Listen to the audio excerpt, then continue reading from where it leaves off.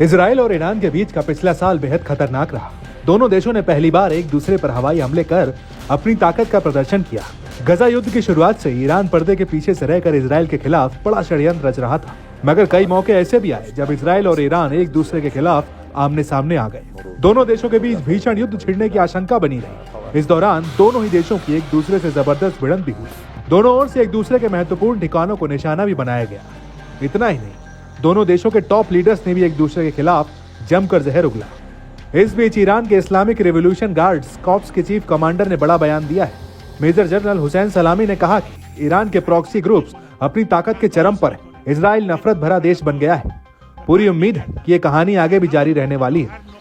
इस दौरान हुसैन सलामी ने लेबनान के हिजबुल्ला लड़ाकों की भी जमकर तारीफ की है। उनके मुताबिक हिजबुल्ला ने इजराइल को युद्ध के मोर्चे पर जमकर फंसाए रखा, जिसके चलते इजराइल को सीज फायर के लिए मजबूर होना पड़ा। बता दें कि हिजबुल्ला के बेतहाशा हमलों की वजह से इजराइल को बड़े पैमाने पर नुकसान पहुंचा था। खास तौर से उत्तरी इजराइल में जमकर तबाही मची। हिजबुल्ला के लगातार झटकों का ही नतीजा था कि इजराइल ने अपने यहाँ होने वाले नुकसान के खुलासे की जानकारी देना बंद कर दिया था। दरअसल हिजबुल्ला लड़ाके हर दिन इजराइल के कोने कोने को दहला रहे थे। हाइपरसोनिक मिसाइलों से लेकर बैलिस्टिक मिसाइलों तक इजरायली आसमान में सेंधमारी कर रहे थे।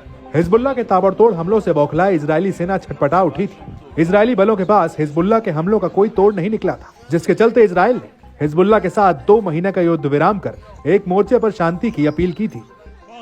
वहीं इजराइल पर हमला बोलते हुए ईरान के चीफ कमांडर ने कहा कि मुस्लिम दुनिया के दुश्मन काफी हताश है। वो अब अपनी हार देखते हुए मासूम और निर्दोषों की हत्या करने पर उतारू हैं। हालांकि विरोधी देश मुस्लिम दुनिया के युवाओं का मुकाबला नहीं कर सकते हैं।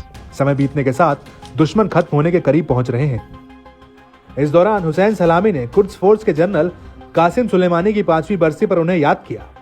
IRGC चीफ ने कहा कि सुलेमानी का कद इतना बड़ा था कि उन्हें ईरान का असली विदेश मंत्री कहा जाता था। उन्होंने मिडिल ईस्ट में हमास और हिजबुल्ला जैसे संगठनों को मजबूत किया। ऐसे समय में जब दुश्मन देश मुसलमानों को खत्म करने के पीछे पड़े, सुलेमानी ने मैदान में उतरकर सभी साजिशों को नाकाम किया था। वो सुलेमानी ही थे जिसने अमेरिका जैसे पश्चिमी देशों की नाक में दम कर रखा था। आज अगर वो जिंदा होते तो इजराइल की इतनी हिम्मत न होती कि वो देश में घुसकर हमला करे। इस बीच ईरान के विदेश मंत्री ने भी इजराइल को कड़ी चेतावनी दी है। अब्बास अराघची ने कहा कि तेहरान भविष्य में किसी भी इजरायली हमले के लिए तैयार है। इजराइल की ओर से इस तरह की कार्रवाई बड़े स्तर पर नए संघर्ष को जन्म दे सकती है। बता दें कि ईरानी नेता की ओर से आया हालिया बयान ऐसे वक्त पर आया जब ऐसी आशंका जताई जा रही थी कि ईरान परमाणु हथियार बनाने की दिशा में आगे बढ़ सकता है। अटकलें लगाई जा रही हैं। हूती विद्रोहियों के इजराइल पर हमलों की झड़ी लगने से इजराइल ईरान पर हमला कर सकता है। खैर, इन दावों में कितना दम है ये तो आने वाला वक्त ही बताएगा।